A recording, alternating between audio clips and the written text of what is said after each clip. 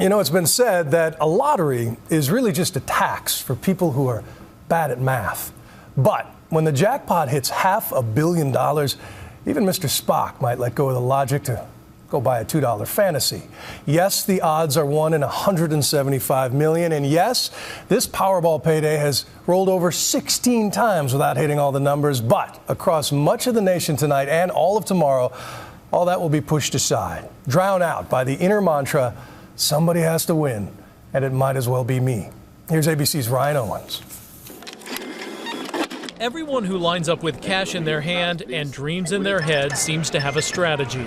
Just one. All you need is one. By definition, just about everyone's strategy fails. But is there any formula, any mathematical anything that can give you an edge over the person in front of you in line? Oh, no, don't put that on camera, man. There you go, and good luck. Thank you.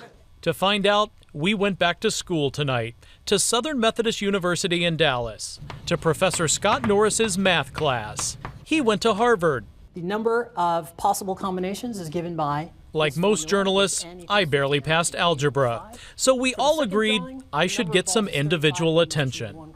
Professor Norris's formula is painfully complicated.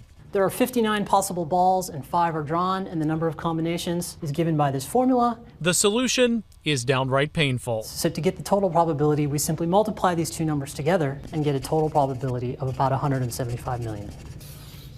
Professor, with so many people playing this time around, does that hurt my odds? Your odds are the same no matter how many people play. You just have a higher chance of having to split the jackpot. Is it better to choose my own numbers, like my lucky numbers, or let the computer pick them? Every number has exactly the same likelihood of winning, so it doesn't matter how you pick your numbers. Get ready, everybody. You might wonder, how did the jackpot get this big?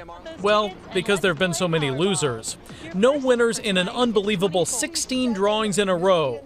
This time, so many people are buying tickets Powerball bigwigs just raised the jackpot yet again today. To a cool, clean $500 million. Yes, 500 million bucks. For the record, if you take the cash value option, you get a not so clean, but still very cool, 327 million.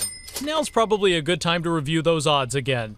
Experts put the chance of winning at about 1 in 175 million.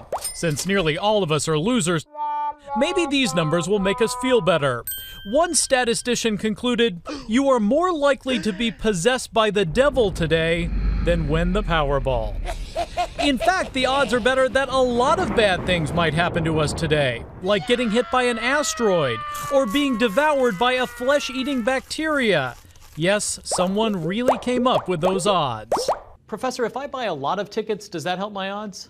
It does. Your odds increase exactly proportional to how many tickets you buy. So if you buy 100 tickets, your odds increase to approximately 1 in 1.7 million. However, that is still exceedingly unlikely to win.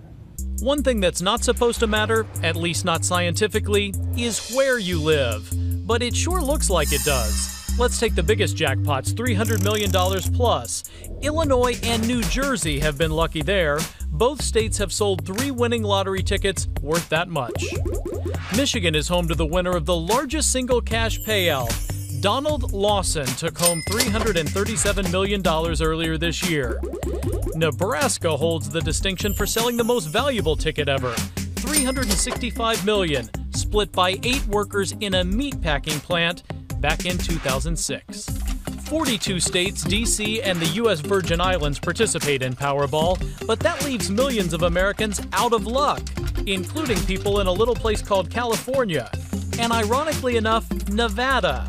Yes, people who live in the shadow of the Las Vegas Strip cannot make this bet, at least not in their own state. Still, thousands from both states flock to stores along the Arizona border every time the jackpot gets this big.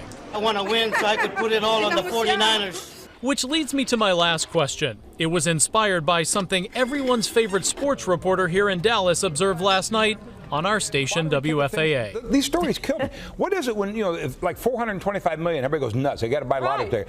118 million, I'm not interested. 147, I'll wait. I take the 100 million. That's just me. Professor, are the smaller jackpots a better bet? In one sense, no. You always have to pay $2 to play, and the smaller the jackpot, the smaller the expected payoff. However, with a larger jackpot, there's a higher chance that you might have to split the pot, And so it's a trade-off between these two factors. By the way, the good professor, yes, the one who actually understands that formula, says he has never played the lottery. Ever. Although he admits that's not a lesson most of us will learn. And certainly not on the eve of the big drawing. There you go, and good luck. I'm Ryan Owens for Nightline in math class.